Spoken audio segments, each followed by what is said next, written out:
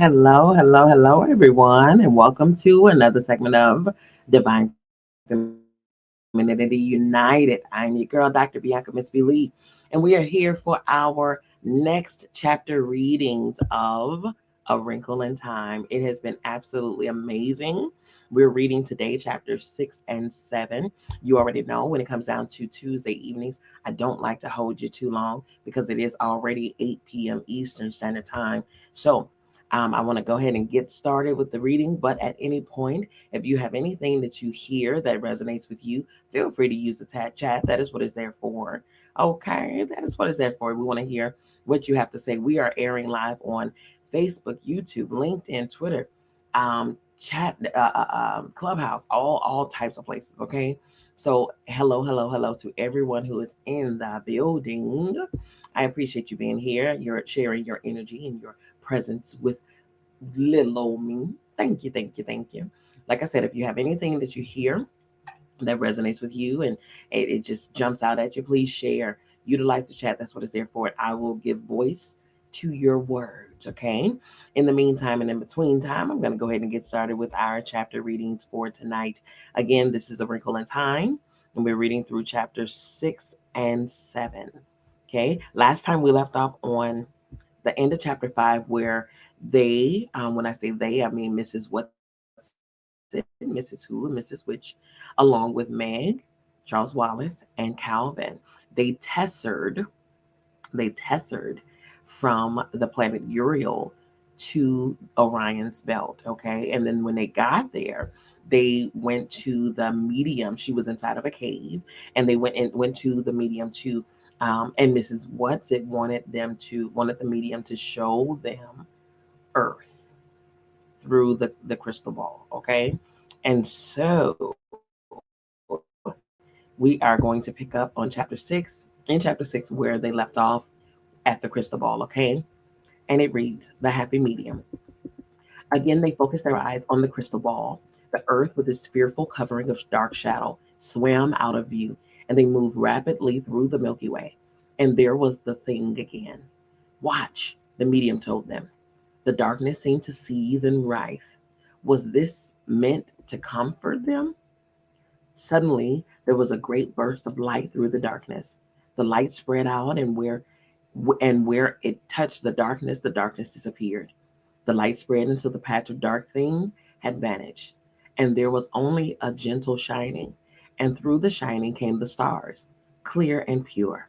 Then slowly the shining dwindled until it, too, was gone, and there was nothing but stars and starlight.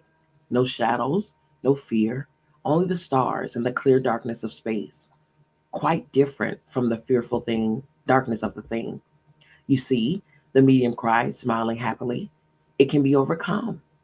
It is being overcome all the time. Mrs. Whatsit sighed, a sigh so sad that Meg wanted to put her arms around her and comfort her. Tell us exactly what happened then, please, Charles Wallace said in his small voice. It was a star, Mrs. Whatsit said sadly, a star giving up its light in battle with the thing. It won't, oh yes, oh my children, it won, but it lost its life in the winning. Mm. Mrs. Witch spoke again. Her voice sounded tired, and they knew that speaking was a tremendous effort for her. It was not so long ago for you, was it? She asked gently. Mrs. Whatsit shook her head. Charles Wallace went up to Mrs. Whatsit. I see. Now I understand.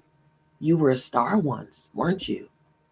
Mrs. Whatsit covered her face with her hands as though she were embarrassed and nodded. And you did.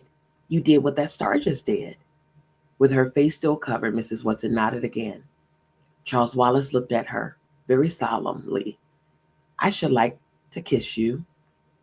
Mrs. Whatsit took her hands down from her face and pulled Charles Wallace to her in a quick embrace.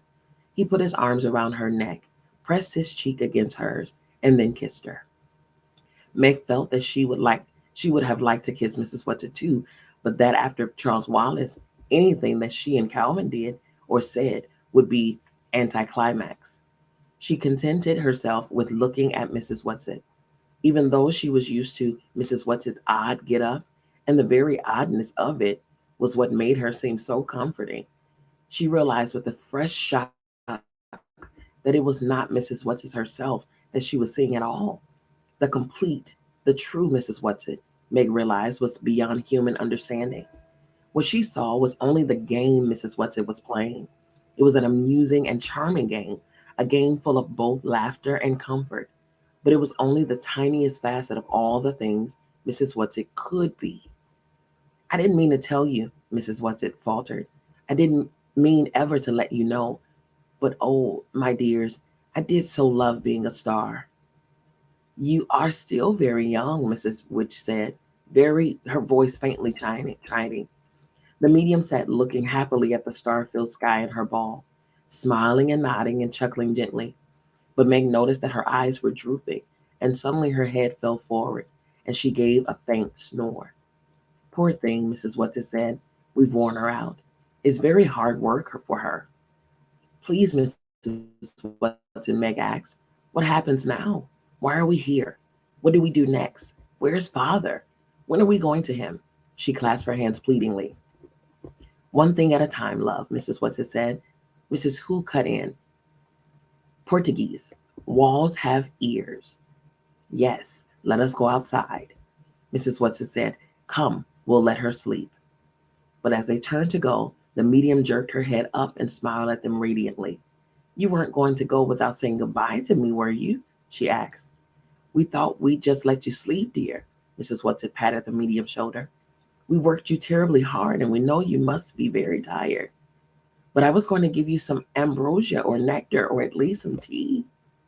At this, Meg realized that she was hungry. How much time had passed since they had had their bowls of stew, she wondered. But Mrs. Whatsit said, oh, thank you, dear, but I think we'd better be going. They don't need to eat, you know, Charles Wallace whispered to Meg. At least not food, the way we do. Eating's just a game for them. As soon as we get organized again, I'd better remind them that they'll have to feed us sooner or later. Wow, wow, wow, wow. Spirit doesn't need to eat at all. It's our bodies, the human bodies. Wow, okay. The medium smiled and nodded. It does seem as though I should be able to do something nice for you after having had to show those poor children such horrid things. Would they like to see their mother before they go? Could we see father? Meg asked eagerly. No, Mrs. Witch said. We are going to your father, Meg. Do not beg, be impatient.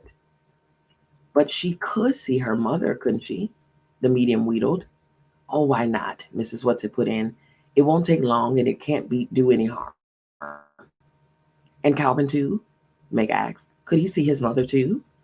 Calvin touched Meg in a quick gesture, and whether it was of thanks or apprehension, she was not sure. I think it is a mistake. Mrs. Witch was disapproving.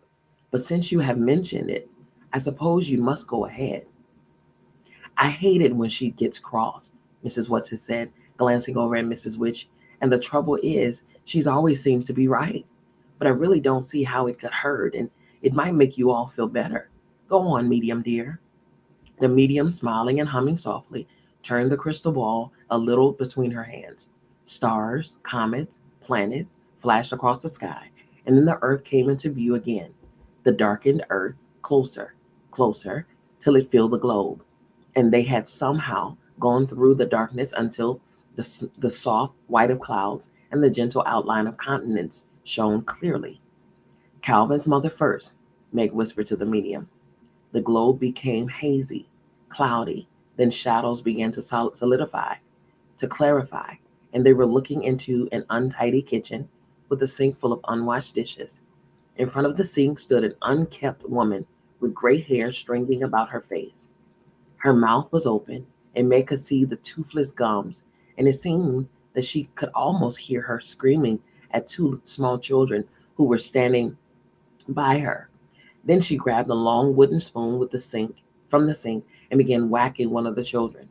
Oh dear, the medium murmured, and the picture began to dissolve. I didn't really. It's all right, Calvin said in a low voice. I'd rather you knew. Now, instead of reaching out to Calvin for safety, Meg took his hand in hers, not saying anything in words, but trying to tell him by the pressure of her fingers what she felt. If anyone had told her only the day before that she, Meg, the snaggletooth, the myopic, the clumsy, would be taking a boy's hand to offer him comfort and strength, particularly a popular and important boy like Calvin, the idea would have been beyond her comprehension. But now it seemed as natural to want to help and protect Calvin as it did Charles Wallace. The shadows were swirling in the crystal again, and as they cleared, Meg began to recognize her mother's lab at home. Mrs. Murray's was sitting perched on her high stool, writing away at a sheet of paper on a clipboard on her lap. She's writing father, Meg thought, the way she always does, every night. The tears that she could never learn to control swam to her eyes as she watched. Murray looked up from her letter, almost as though she were looking toward the children, and then her head drooped, and she put it down on the paper and sat there, huddled up, letting herself relax into an unhappiness that she never allowed her children to see. And now the desire for tears left Meg. The hot, protective anger she had felt for Calvin when she looked into his home, she now felt her toward her mother. Let's go, she cried harshly. Let's do something. She's always so right, Mrs. Watson murmured, looking towards Mrs. Witch. Sometimes I wish she'd just say, I told you so, and have done with it. I only meant to help, the medium wailed. Oh, medium dear, don't feel badly, Mrs. Watson said swiftly. Look at something cheerful, don't do. I can't bear to have you distressed. It's all right, Meg assured the medium earnestly. Truly it is, Mrs. Medium, and we thank you very much. Are you sure? The medium asked brighteningly. Of course. It really helped ever so much because it made me mad, and then I'm mad, and when I'm mad, I don't have room to be scared. Well, kiss me goodbye for good luck then, the medium said. Meg went over to her, gave her a quick kiss, and so did Charles Wallace. The medium looked smilingly at Calvin and winked. I want the young man to kiss me too. I always did love red hair, and it'll give you good luck, lady me love. Calvin bent down, blushing, and awkwardly kissed her cheek. The medium tweaked his nose. You've got a lot to learn, my boy, she told him. Now goodbye, medium dear, and many thanks, Mrs. Watson said. I dare say we'll see you in an eon or two. Where are you going to skip? No, where are you going in case I want to tune in? The medium asked. Kamikatz, Mrs. Watson told her. Where and what was Kamikatz? Meg did not like the sound of the word or the way in which Miss Watson pronounced it. But please don't distress yourself on our behalf. You know you don't like looking in on the dark planets, and it's very upsetting to us when you aren't happy. But I must know what happens to the children, the medium said. It's my worst trouble, getting fond. If I didn't get fond, I would be happy all the time. Oh well, ho hum, I managed to keep pretty jolly, and a little snooze will do wonders for me right now. Goodbye, every and her word got lost in the general buzz of a snore. Come, Mrs. Witch ordered, and they followed her out of the darkness of the cave to the impersonal greatness of the medium's planet. Now, children, you must not be frightened at what is going to happen, Mrs. Witch warned. Stay angry, little Meg, Mrs. Watson whispered. You will need all your anger now. Wow. Okay, that's a message right there too. Every emotion is necessary, every single one. Wow. Without warning, Meg was swept into nothingness again. This time, the nothingness was interrupted by a feeling of clammy coldness such as she had never felt before. The coldness deepened and swirled all about her and through her, and was filled with a new, strange kind of darkness that was completely tangible thing. A thing that wanted to eat and digest her like some enormous, malignant beast of prey. Then the darkness was gone. Had it been the shadow, the black thing? Had they had to travel through it to get to her father?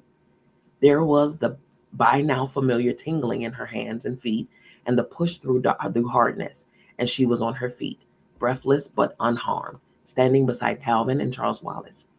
Is this Kamikatz? Charles Wallace asked as Miss Watson materialized in front of him. Yes, she answered. Now let us stand and get our breath and look around. They were standing on a hill, And as Meg looked about, she felt that it could easily be a hill on earth. There were the familiar trees she knew so well at home: birches, pines, maples. And though it was warmer than it had been when they so precipitously left the apple orchard, there was a faintly autumnal touch to the air. Near them were several small trees with reddened leaves, very like sumac, and a big patch of goldenrod like flowers. As she looked down the hill, she could see the smokestacks of a town, and it might have been one of any number of familiar towns. There seemed to be nothing strange or different or frightening in the landscape. But Mrs. Whatsit came to her and put an arm around her comfortingly. "I can't stay with you here, you know, love," she says. "You three children will be on your own. We will be near you. We will be watching you. But you will not be able to see us or to ask us for help, and we will not be able to come to you." "But is father here?" Meg asked tremblingly. "Yes." "But where? When will we see him?" She was poised for running, as though she were going to sprint off immediately to wherever her father was. "That I cannot tell you. You would just have to wait until the propitious moment." Charles Wallace looked steadily at Mrs. Whatsit. "Are you afraid for us?" "A little." "But if you weren't afraid to do what you did when you were a star, why should you be afraid for us now?" "But I was afraid," Mrs. Whatsit said gently. She looked steadily at each of the three children in turn. "You will need help," she told them. "But all I am allowed to give you is a little talisman. Calvin, your great gift is your ability to communicate with all kinds of people. So for you, I will strengthen this gift. Meg, I give you your faults." "My faults?" Meg cried. "Your faults." "But I'm always trying to get rid of my faults." "Yes," Mrs. Watson said. "However, I think you'll find they'll come in very handy on kamikazes. Charles Wallace, to you, I can give only the resilience of your childhood." From somewhere Mrs. Who's glasses glimmered and they heard her voice. "Calvin," she said, "a hint. For you, a hint. Listen well. For that he was a spirit too delicate to act their earthly and abhorred commands. Refusing their grand hest, they did confine him, by help of their most potent ministers, and in their most unmitigable rage, into a cloven pine, within which rift imprisoned he did his painfully remain. Shakespeare, The Tempest. "Where are you, Mrs. Who?" Mrs. Charles Wallace asked. "Where's Mrs. Witch?" "We cannot come to you now." Mrs. Who's voice blew to him like the wind. Okay, she gave a quote and it's Gulf. "I do not know everything. Still many things I understand." "That is for you, Charles. Remember that you do not know everything." Then the voice was directed to Meg. "To you I leave my glasses, little blind as a bat, but do not use them except as a last resort. Save them for the final moment of peril." As she spoke, there was another shimmer of spectacles, and then it was gone, and the voice faded out with it. The spectacles were in Meg's hand. She put them carefully into her breast pocket of her blazer, and the knowledge that they were there somehow made her a little less afraid. "To all three of you I give my command," Miss Witch said. "Go down into the town. Go together. Do not let them separate you. Be strong." There was a flicker, and then it vanished. Meg shivered. Mrs. Watson must have seen the shiver, for she patted Meg on the shoulder. Then she turned to Calvin. "Take care of Meg." "I can take care of Meg," Charles Wallace said rather sharply. "I always have." Mrs. Watson looked at Charles Wallace. The creaky voice seemed somehow both to soften and to deepen at the same time. "Charles Wallace, the danger here is greatest for you." "Why?" "Because of what you are. Just exactly because of what you are will be by far the most vulnerable. You must stay with Meg and Calvin. You must not go off on your own. Beware of pride and arrogance, Charles, for they may betray you." Wow. Oof. My goodness. At the tone of Mrs. What's voice, both warning and frightening, Meg shivered again, and Charles Wallace butted up against Mrs. Whatsit in a way he often did with his mother, whispering, "Now I think I know what you meant about being afraid." "Only a fool is not afraid," Mrs. Whatsit told him. "Now go." And where she had been, there was only sky and grasses and a small rock. "Come on," Meg said impatiently. "Come on, let's go." She was completely unaware that her voice was trembling like an aspen leaf. She took Charles Wallace and Calvin each by the hand and started down the hill. Below them, the town was laid out in harsh, angular patterns. The houses in the outskirts were all exactly alike, small, square boxes, painted gray. Each had a small, rectangular plot of lawn in front, with a straight line of dull-looking flowers edging the path to the door. Meg had a feeling that if she could count the flowers, there would be exactly the same number for each house. In front of all the houses, children were playing. Some were skipping rope, some were bouncing balls. Meg felt vaguely that something was wrong with their play. It seemed exactly like children playing around any housing development at home, and yet there was something different about it. She looked at Calvin and saw that he too was puzzled. "Look," Charles Wallace said suddenly, "they're skipping and bouncing in rhythm. Everyone's doing it at exactly the same moment." This was so. As the skipping rope hit the pavement, so did the ball. As the rope curved over the head of the jumping child, the child with the ball caught the ball. Down came the ropes, down came the balls, over and over again, up and down, all in rhythm, all identical, like the houses, like the paths, like the flowers. Then the doors of all the houses opened simultaneously, and out came women like a row of paper dolls. The print of their dresses were different, but they all gave the appearance of being the same. Each woman stood on the steps of her house. Each clapped. Each child with the ball caught the ball. Each child with the skipping rope folded the rope. Each child turned and walked into the house. The doors clicked shut behind them. "How can they do it?" Meg asked wonderingly. We couldn't do it that way if we tried. What does it mean?" "Let's go back." Calvin's voice was urgent. "Back?" Charles Wallace asked. "Where?" "I don't know. Anywhere. Back to the hill. Back to Mrs. Whatsit and Mrs. Who and Mrs. Which. I don't like this." "But they aren't there. Do you think they'll come? They'd come if to us if you we turned around now?" "I don't like it," Calvin said again. "Come on," impatience made Meg squeak. "You know we can't go back. Mrs. Whatsit said to go into the town." She started on down the street, and the two boys followed her. The houses, all identical, continued as far as the eye could reach.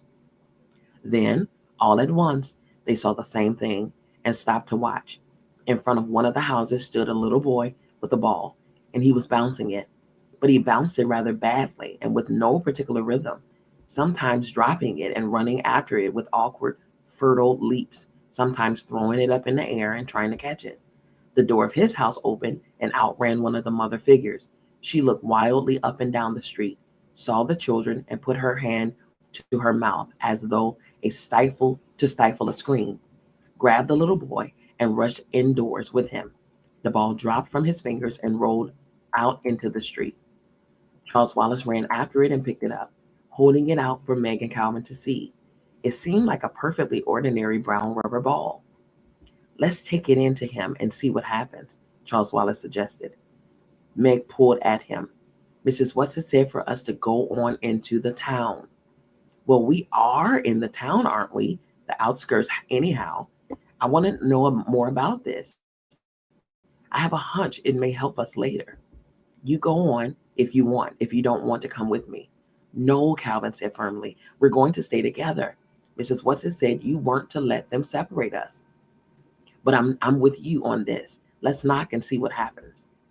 They went up to the path to the house, Meg reluctant, eager to get on into the town.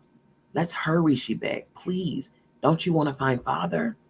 "Yes," Charles Wallace said, "but not blindly. How can we help him if we don't know what we're up against? And it's obvious we've been brought here to help him, not just to find him." He walked briskly up to the steps and knocked at the door. They waited. Nothing happened. Then Charles Wallace saw a bell, and this he rang. They could hear the bell buzzing in the house, and the sound of it echoed down the street. After a moment, the mother figure opened the door. All up and down the street, other doors open, but only a crack, and eyes peered toward the three children and the woman looking fearfully out the door at them. What do you want? She asked. It isn't paper time yet. We'd had milk time. We'd had this month's puller push person. And I've given my decency donation regularly. All my papers are in order. I think your little boy dropped this ball, Charles Wallace said, holding it out. The woman pushed the ball away. Oh no, the children in our section never drop balls. They're all perfectly trained.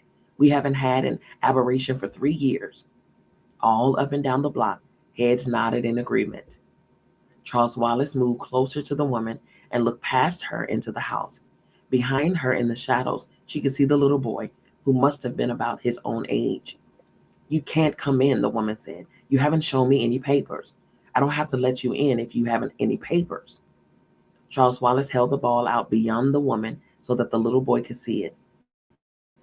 Quick as a flash, the boy leaped forward and grabbed the ball from Charles Wallace's hand, then darted back into the shadows. The woman went very white, opened her mouth as though to say something, then slammed the door in their faces instead. All up and down the street, the door slammed.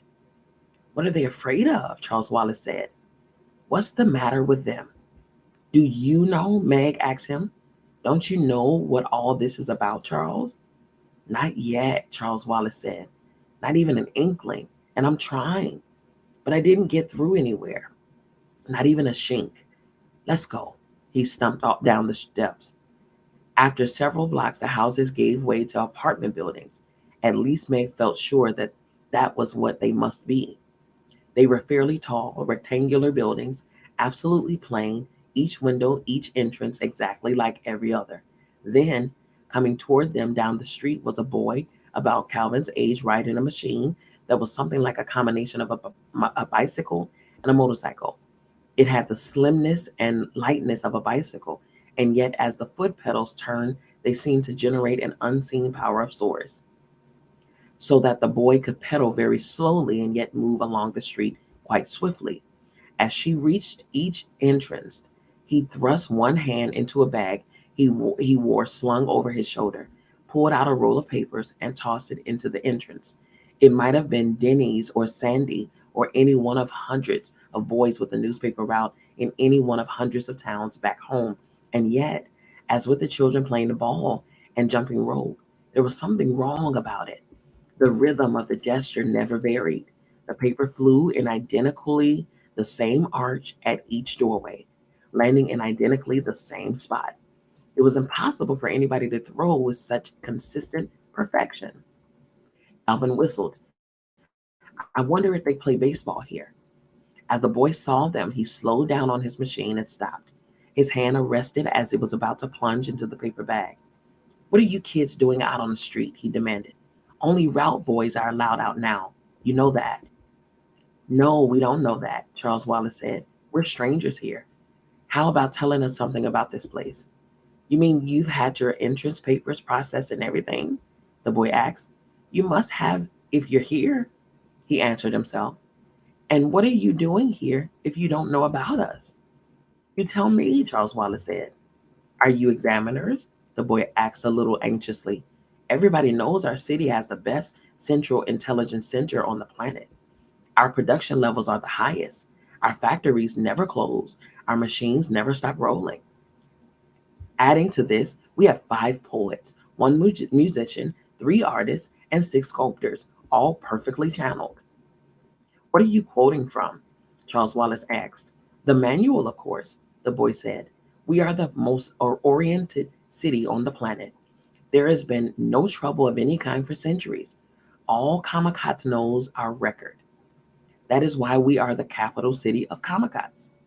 That is why Central Intelligence is located here. That is why it make its home here. There was something about the way he said it that made a shiver run up and down Meg's spine. But Charles Wallace asked briefly, where is this Central Intelligence Center of yours? Central, the boy corrected. Just keep going and you can't miss it. You are strangers, aren't you? What are you doing here? Are you supposed to ask questions? Charles Wallace demanded severely. The boy went white, just as the woman had. I humbly beg your pardon. I must continue my route now, or I will have to talk my timing into the explainer. And he shot off down the street on his machine. Charles Wallace stared after him. What is it? He asked Meg and Calvin. There was something funny about the way he talked, well, as though he weren't really doing the talking. Know what I mean? Calvin nodded thoughtfully. Funny is right. Funny peculiar. Not only the way he talked either. The whole thing smells. Come on, Meg pulled at them. How many times was it she had urged them on? Let's go find father. We'll be able to explain it all to us. He'll be able to explain it all to us. They walked on. After several more blocks, they began to see other people, grown up people, not children, walking up and down and across the streets. The people ignored the children entirely, seemingly to be completely intent on their own business. Some of them went into the apartment buildings. Most of them were heading in the same direction as the children.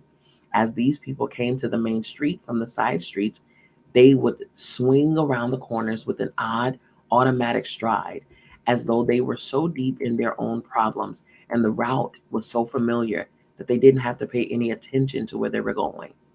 After a while, the apartment buildings gave way to what must have been office buildings, great stern structures with enormous entrances. Men and women with briefcases poured in and out. Charles Wallace went up to one of the women, saying politely, "Excuse me, but could you please tell me?" But she hardly glanced at him as she continued on her way. Look, Meg pointed. Ahead of them, across the square, was the largest building they had ever seen, higher than the Empire State Building, and almost as long as it was high. This must be it, Charles Wallace said. Their central intelligence, or whatever it is. Let's go in. But if father's in some kind of trouble with this planet, Meg objected, isn't that exactly where we shouldn't go? Well, how do you propose finding him? Charles Wallace demanded. I certainly wouldn't ask there. I didn't say anything about asking, but we aren't going to have the faintest idea where or how to begin to look for him until we find something more about this planet. And I have a hunch that that's the place to start. If you have a brighter idea, Meg, why, of course, just say so. Oh, get down off your high horse, Meg said crossly. Let's go to your old central intelligence and get it over with. I think we ought to have passports or something, Calvin suggested. This is much more than leaving America to go to Europe. And that boy and the woman both seem to care so much about having things in proper order. We certainly haven't got any papers in proper order. If we needed passports or papers, Mrs. Watson would have told us so, Charles Wallace said. Calvin put his hands on his hips and looked down at Charles Wallace. Now look here, old sport. I love those three old girls, but just as much as you do. But I'm not sure they know everything. They know a lot more than we do, granted. But you know, Mrs. Watson talked about having been a star. I wouldn't think that being a star would give her much practice in knowing about people. When she tried to be a person, she came pretty close to goofing it up. There was never anything on land or sea like Mrs. Watson the way she got herself up. She was just having fun, Charles said. If she wanted to look like you or Meg, I'm sure she could have. Calvin shook his head. I'm not so sure. And these people seem to be people, if you know what I mean. They aren't like us. I grant you that. There's something very offbeat about them. But they're lots more like ordinary people than the ones on Uriel. Do you suppose they're robots? Meg suggested. Charles Wallace shook his head. No, that boy who dropped the ball wasn't any robot. And I don't think the rest of them are either. Let me listen for a minute. They stood very still, side by side, in the shadow of one of the big office buildings. 6 large doors kept swinging open, shut and open, shut as people went in and out, looking straight ahead, paying no attention to the children whatsoever. Charles wore his listening, probing look. They're not robots, he said suddenly and definitely. I'm not sure what they are, but they're not robots. I can feel minds there. I can't get at them at all, but I can feel them sort of pulsing. Let me try a minute more. The three of them stood there very quietly. The doors kept opening and shutting, and the stiff people hurried in and out, walking jerkily like figures in an old silent movie. Then abruptly, the stream of movement thinned. There were only a few people, and these moved more rapidly, as if the film had been sped up. One white faced man in a dark suit looked directly at the children and said, "Oh dear, I shall be late," and flickered into the building. "He's like the white rabbit," Meg giggled nervously. "I'm scared," Charles said. "I can't reach them at all. I'm completely shut out." "We have to find father," Meg started again. "Meg," Charles Wallace's eyes were wide and frightened. "I'm not sure I'll even know father. It's been so long, and I was only a baby." Meg's reassurance came quickly. "You'll know him. Of course you'll know him. The way you know me even without looking because I'm always there for you. You can always reach in." "Yes." Charles punched one small fist into a small palm with a gesture of great decision. "Let's go to Central Intelligence." Calvin reached out and caught both Charles and Megan's hand by their arm. "You remember when we met? You asked me why I was there. And I told you it was because I had a compulsion, a feeling I just had to come to that particular place at that particular time. Yes, sure. I've got another feeling. Not the same kind, a different kind. A feeling that if we go into that building, we're going into terrible danger." Wow. That is chapter 6.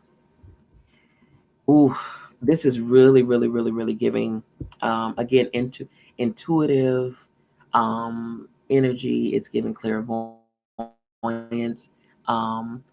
Charles Wallace being able to be still and go within so that he can connect and listen.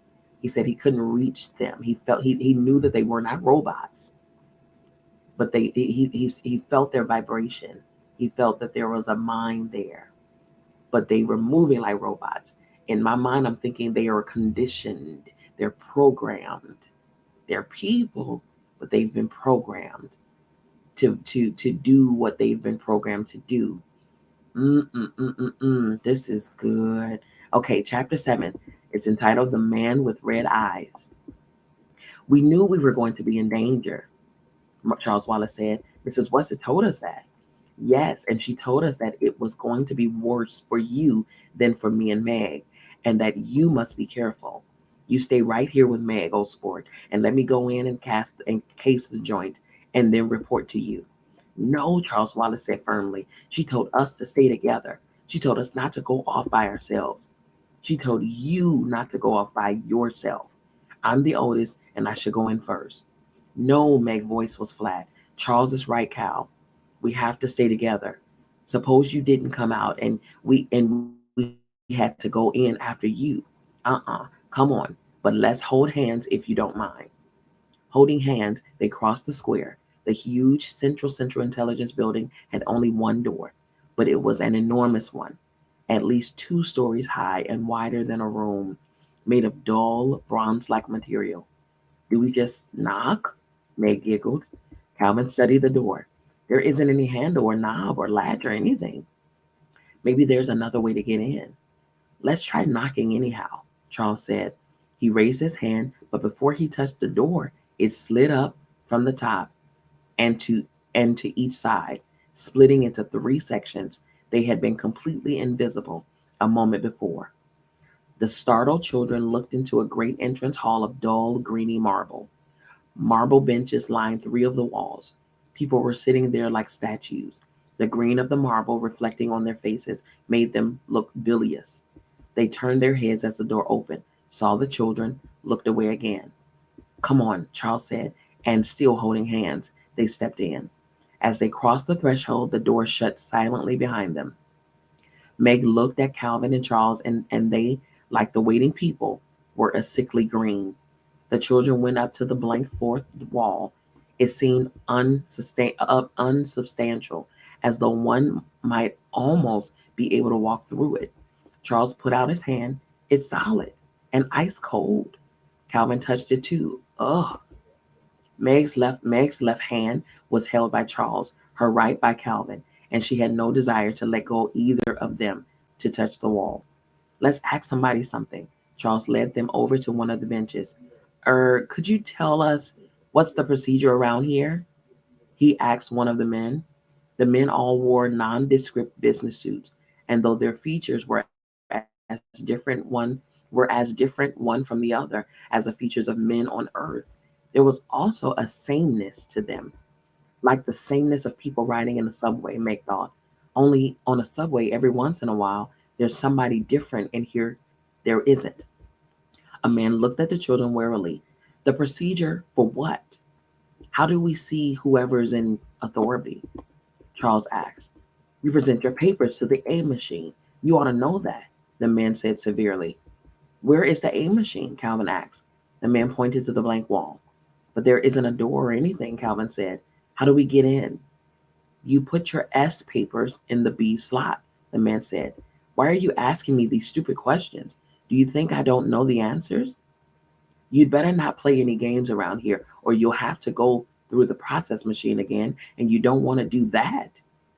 We're strangers here, Calvin said. That's why we don't know about things. Please tell us, sir. Who are you and what do you do? I run a number one spelling machine on the second grade level. But what are you doing here now? Charles Wallace said. I'm here to report that one of my letters is jamming, and until it can be properly oiled by an F grade an F grade oiler, there is danger of jamming mines. Strawberry jam or raspberry, Charles Wallace murmured. Calvin looked down at Charles and shook his head warningly. Meg gave the little boy's hand a slight, understanding pressure. Charles Wallace, she was quite sure, was not trying to be rude or funny. It was his way of whistling in the dark. The man looked at Charles sharply. I think I shall have to report you. I'm fond of children due to the nature of my work, and I don't like to get them in trouble, but rather than run the risk myself of reprocessing, I must report you. Maybe that's a good idea, Charles said. Who do you report us to? To whom do I report you? Well, to whom then?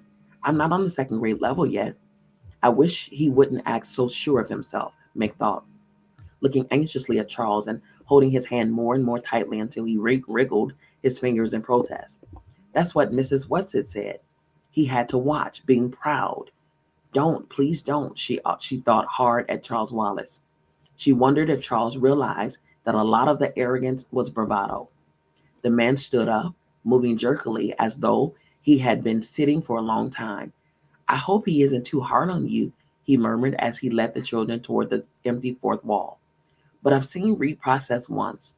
But I've been reprocessed once, and that was more than enough. And I don't want us to get sent to it. I've never been sent to it, and I can't risk having that happen. There was it again. What was this it? The man took from his pocket a folder filled with papers of every color. He shuffled through them carefully, finally withdrawing one. I've had several reports to make lately. I shall have to ask for a requisition for a more A to 21 cards. He took the card and put it against the wall. It slid through the marble as though it were being sucked in and disappeared. You may be detained for a few days, the man said, and I'm sure they won't be too hard on you because you're youth. Just relax and don't fight it. It will all be much easier for you. He went back to his seat, leaving the children standing and staring at the blank wall. And suddenly the wall was no longer there. There and they were looking into an enormous room lined with machines. They were not unlike the great computing machines Meg had seen in her science books and that she knew her father sometimes worked with. Some did not seem to be in use, and others lights were flickering on and off. In one machine, a long tape was being eaten, and in another, series of dot dashes were being punched.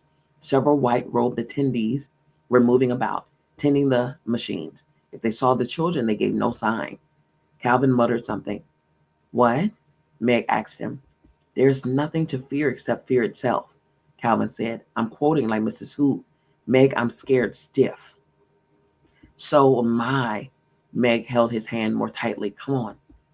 They stepped into the room with the machines. In spite of the enormous width of the room, it was even longer than it was wide. Perspective made the long rows of machines seem almost to meet. The children walked down the center of the room, keeping as far from the machines as possible.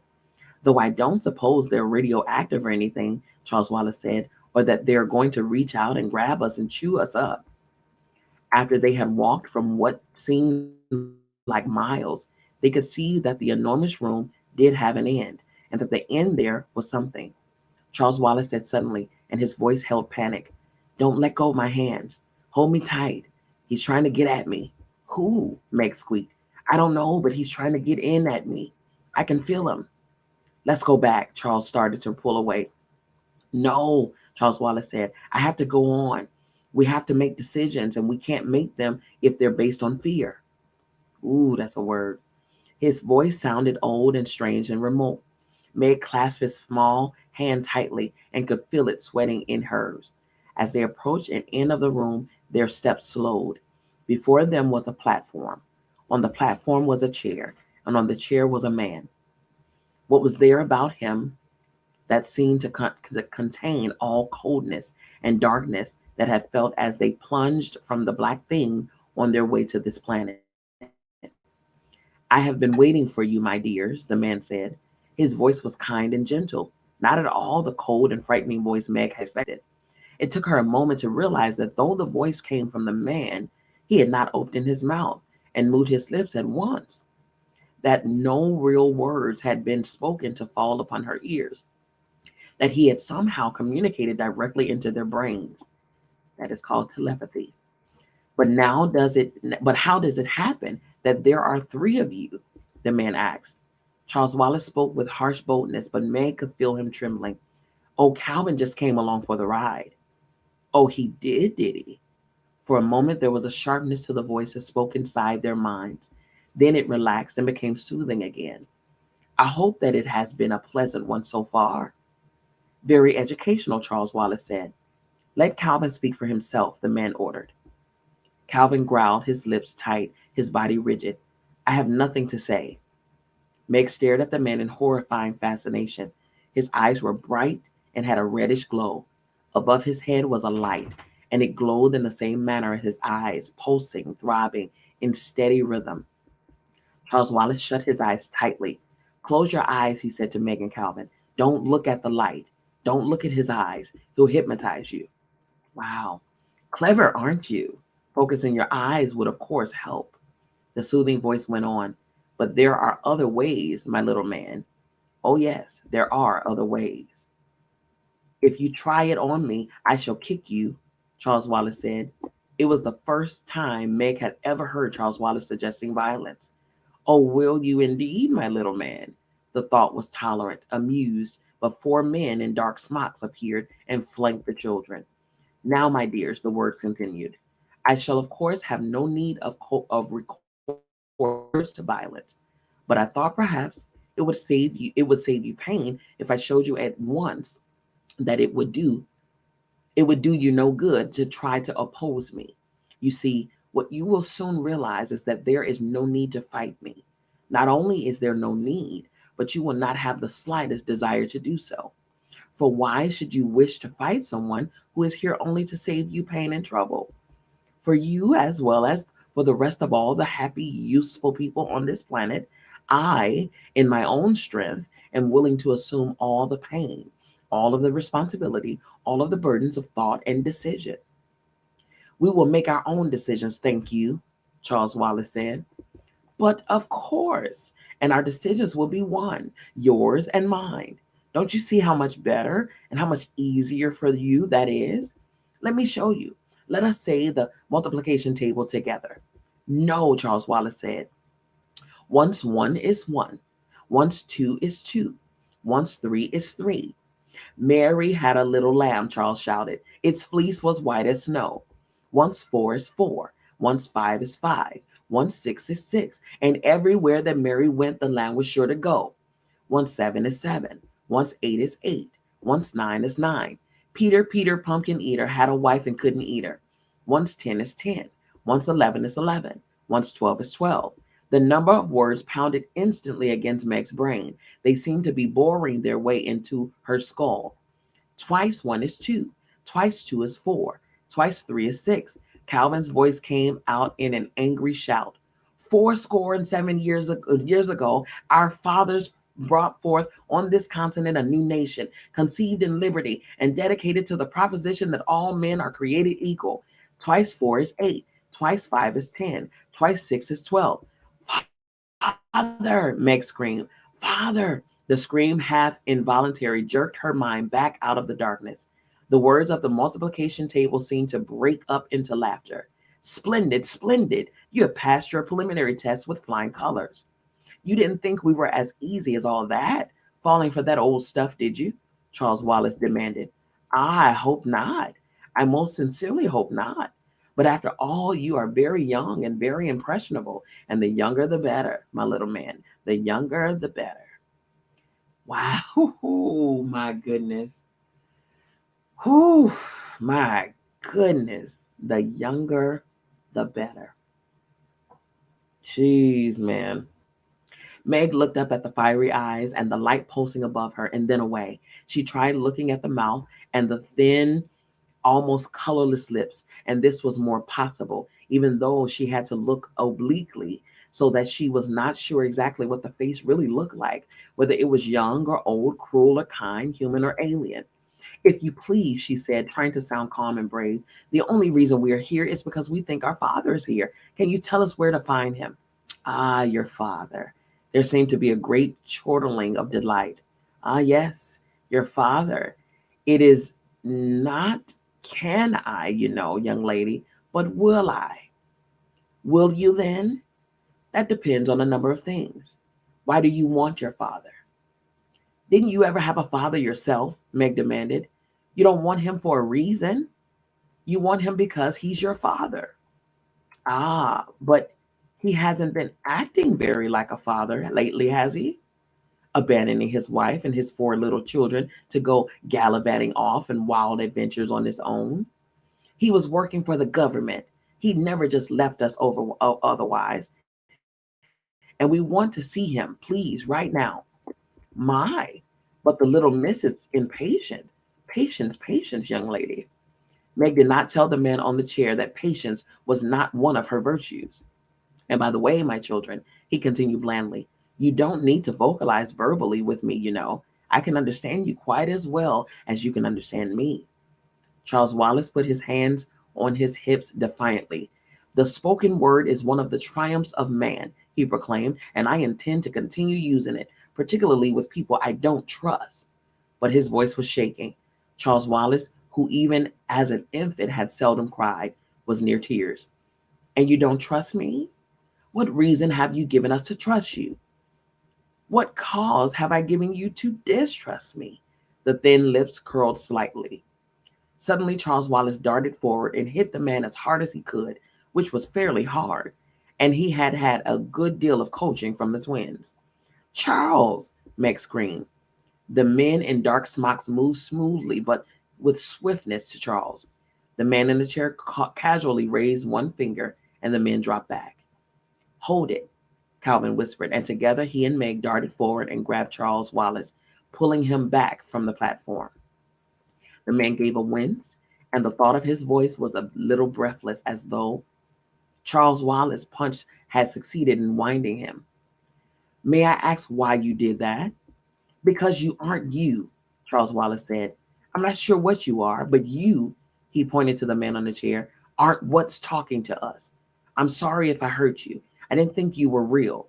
I thought perhaps you were a robot because I don't feel anything coming directly from you.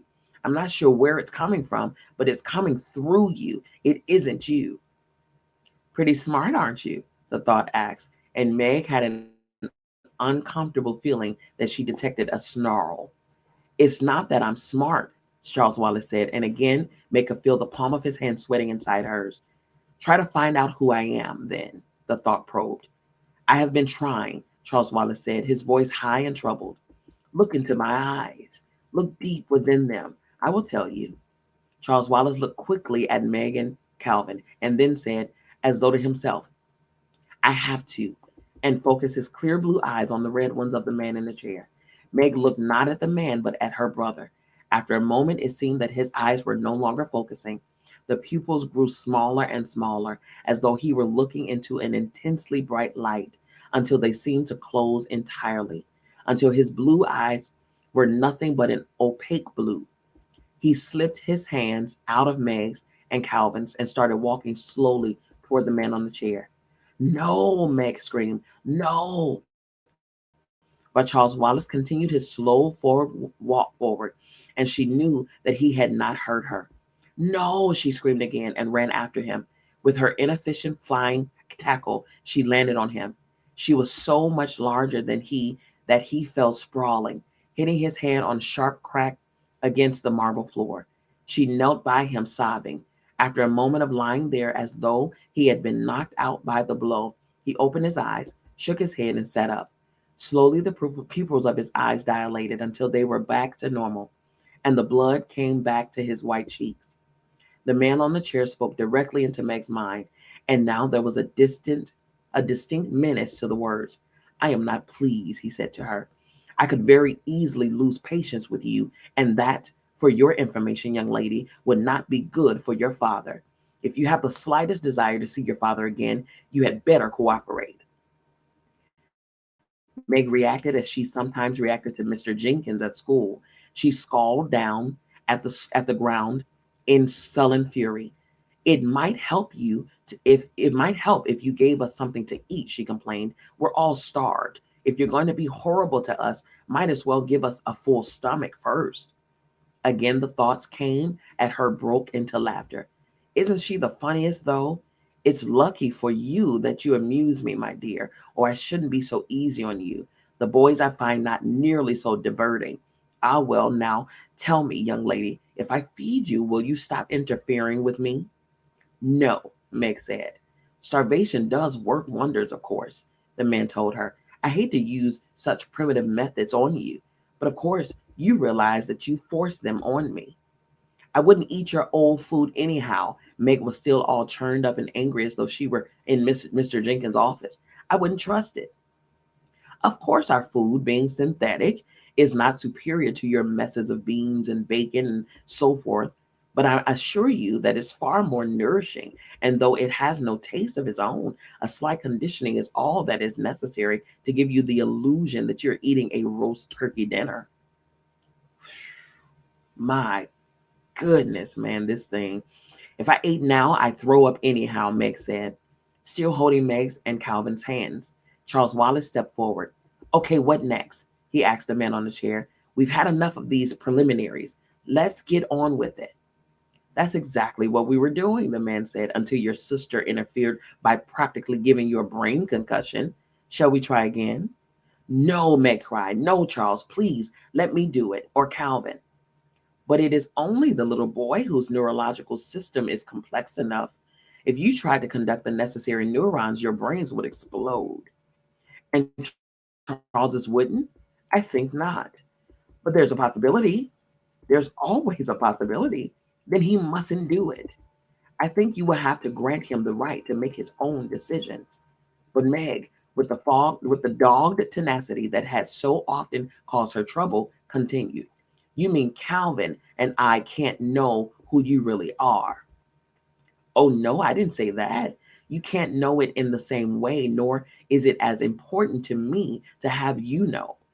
Ah, here we are. From somewhere in the shadows appeared four more men in dark smocks carrying a table. It was covered with a white cloth, like the tables used by room service in hotels, and held a metal hot box containing something that smelled delicious, something that smelled like a turkey dinner. There's something phony in the whole setup, Meg thought. There is definitely something rotten in the state of Kamazats. Again, the thoughts deemed to break into laughter. Of course it doesn't really smell, but it isn't as good as it really did. No, but isn't it as good as though it really did? Okay. I don't smell anything, Charles Wallace said. I know, young man, and think how much you're missing. This will all taste to you as though you were eating sand, but I suggest that you force it down. I would rather not have your decisions come from the weakness of an empty stomach.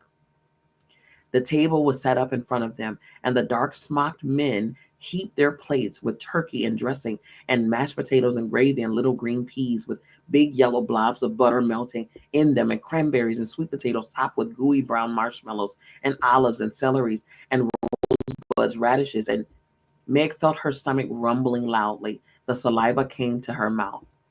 Oh, Jiminy, Calvin mumbled. Chairs appeared, and the four men had provided the feast. The feast slid back into the shadows. Charles Wallace freed his hands from Meg and Calvin and plunked himself down on one of the chairs. Come on, he said. If it's poison, it's poison, but I don't think it is. Calvin sat down. Meg continued to stand decisively. Calvin took a bite. He chewed. He swallowed. He looked at Meg. If this isn't real, it's the best imitation you'll ever get. Charles Wallace took a bite, made a face, and spit out his mouthful. It's unfair, he shouted at the man. Laughter again. Go on, little fella, eat. Meg sighed and sat. That is so wild. So Charles Wallace, the one that's in tune with his spirit and has the intuitive abilities and the spiritual gifts and things like that, he's not fooled by delusion. He's not fooled by the illusion of the games and the fake stuff or whatever. He sees it for what it is. He tastes it for what it is. He's not smelling the illusions and all of the stuff that Calvin and Meg are being fooled to believe. My goodness, man. Listen. Oh God, this is crazy. So what I'm getting out of that is the more in tune you are with your true self, the less deceived you can be, the less you can be deceived, rather. Wow. Meg sighed and sat. I don't think we should eat this stuff, but if you're going to, I better too. She took a mouthful. It tastes all right. Try some of mine, Charles. She held out a forkful of turkey. Charles Wallace took it, made another face, but managed to swallow. Still tastes like sand, he said. He looked at the man. Why? You know perfectly well why. You've shut your mind entirely to me. The other two can't. Wow. Oh my goodness. The other two can't. I can get in through the chinks. Not all the way in, but enough to give them a turkey dinner. You see, I'm really just a kind, jolly old gentleman. Ha, Charles Wallace said. The man lifted his lips into a smile, and his smile was the most horrible thing Meg had ever seen. Why don't you trust me, Charles? Why don't you trust me enough to come in and find out what I am? I am peace and utter rest. I am freedom from all responsibility. To come into me is the last difficult decision you need ever make. Wow. If I come in, can I get out again? Charles Wallace asked. But of course, if you want to, but I don't think you will want to. If I come, not to stay, you understand, just to find out about you, will you tell us what Father is? Yes, that is a promise, and I don't make promises lightly. Can I speak to Meg and Calvin alone without your listening in? No. Charles shrugged. Listen, he said to Meg and Calvin, I have to find out what he really is. You know that. I'm going to try to hold back. I'm going to try to keep part of myself out. You mustn't stop me this time, Meg. Okay, so what he's talking about is channeling. He's channeling. He's about to connect with that energy of that spirit, of that man. But you won't be able to, Charles. He's stronger than you are. You know that. I have to try. But Mrs. Watson warned you. I have to try for Father, Meg. Please, I want to know my father. For a moment, his lips trembled. Then he was back in control. But it isn't only Father, Meg. You know that now. It's the black thing. We have to do what Mrs. Watson sent us to do. Calvin, Meg begged. But Calvin shook his head. He's right, Meg. And we'll be here. We'll be with him no matter what happens. But what's going to happen? Meg cried. Charles Wallace looked up at the man. Okay, he said, let's go. Now the red eyes and the light above seemed to bore into Charles. And again, the pupils of the little boy's eyes contracted. When the final point of black was lost in blue, he turned away from the red eyes, looked at Meg, and smiled sweetly. But the smile was not Charles Wallace's smile. Come on, Meg, eat this delicious food that has been prepared for us, he said. Meg snatched Charles Wallace's plate and threw it on the floor, so that the dinner splashed about the plate, broke into the fragments. No, she cried, her voice rising shrilly. No, no, no. From the shadows came one of the dark smocked men and put another plate in front of Charles Wallace, and he began to eat eagerly. What's wrong, Meg? Charles Wallace asked.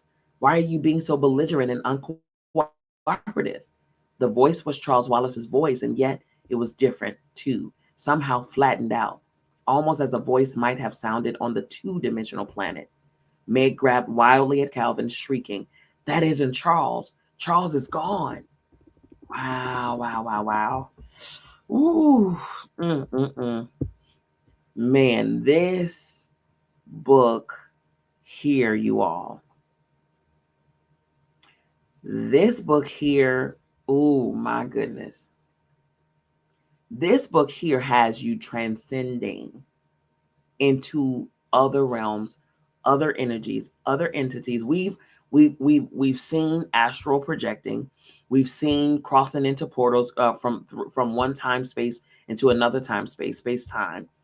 We've heard about stars fighting the darkness and giving up their life. Okay, so stars exploding. Okay, stars giving up their life to protect the planet from the darkness. Okay, we've heard we've saw how shape shifting happens with Mrs. Who. We saw that. We saw telepathy. We had experiences of that here. We have experiences of, let's see, we have programmed people that seemingly is robotic, but they're not. They're humans, but they've been programmed. They've been under a spell.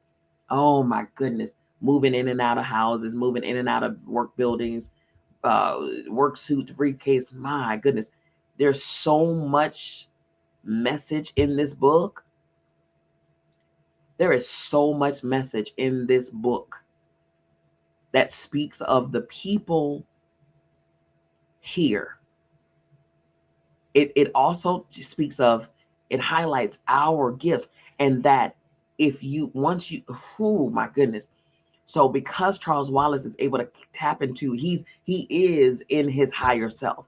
He operates from his higher self, especially as a child. But you notice what the man with the red eyes said. He says the children are the most impressionable. They're the most pure. He says they love to get them at the young age. The younger, the better, is what he said. Wow, wow, wow. And when does the programming begin? The younger, the better.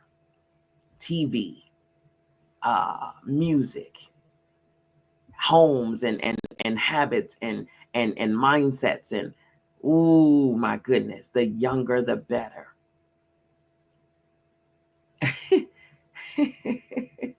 The reason that Charles Wallace was able to not be fooled or be deceived by the illusions is because he operates from his higher self. But the thing is, the warnings that they were given by Mrs.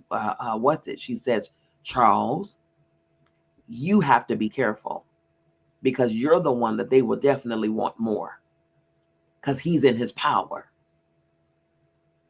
She says, do not let your pride and arrogance, that'll be your Achilles heel right there. Because you know what you're capable of. Sometimes our knowing what we're capable of can make us come off as if we know everything. She told Charles, you do not know everything. So do not allow your pride and your arrogance to get you caught up. She told Meg, your thoughts, your FAULTS, thoughts are going to be your biggest allies. See, a lot of people, what we talk about are shadows. A lot of people, are so adamant about, oh, I'm just so this, and I'm just so that, and I'm just so this, and just down on themselves and things like that, not understanding. I had an interview a couple of weeks ago, and I said, our shadows are necessary at the right times. The only difference is we just can't allow those shadows to consume us, to overrun us, to rule our lives. But those shadows are necessary. They come in handy. We are both light and dark. We are both good and bad. We are both shadow and whole, healed, positive. We're both negative and positive. Sometimes your anger is your ally. It's not all love and light every day, all day. No, you need the whole of you for your full existence and experience here. It's just a matter of knowing how to take control of them and bring them forth when necessary. Not to be down on yourself and have guilt and shame because you have them. Everybody has them. Everybody needs them at some point in their time in their life. My goodness. And in this area here where they are, she said her thoughts, Meg's things, that everything that everybody picks on her for is going to be her superpowers in that realm. And then Calvin was to protect Meg. And he's a great communicator. His gift is the gift of communication. He knows how to get and speak to everyone. He communicates. Oh my goodness. This is good. This is good. This book is good. I'm so grateful. I don't know how this book came on. Well, it came to me, I'm sure, in spirit. But this is some good stuff right here. This transcends. I'm telling you, I told you all, I wanted you all to hear it from the ears of a child, like childlike curiosity and excitement. But you gotta grab the nuggets, man. You gotta grab them. Oh, you gotta grab them. This is some good stuff. Oh, there's some good stuff right here. Okay, you all. All right, I'm gonna let you go. It's just after 9 o'clock. I'm so glad we didn't go to 2 hours. We went through both of the chapters. I'm so glad about that. So next on Sunday, this coming Sunday, we will be reading through chapters 8 and 9. Okay, chapters 8 and 9. So Charles just got snatched in. Okay, he was just allowing himself to be. This is what in hoodoo and in spiritual practice in the spiritual practice is called being mounted. Being mounted. In Christianity is when you either catch the Holy Ghost, number one, or possessed, demon possessed, or whatever the case. But it's not just demons.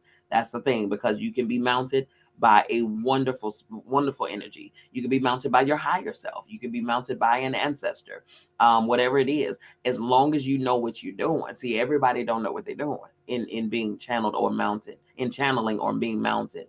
Everybody don't know what they're doing, okay? Nor does everybody know how to properly protect themselves and know how to allow themselves to be mounted and then come back. Like Charles say, if I allow you to do this, will I be able to come back?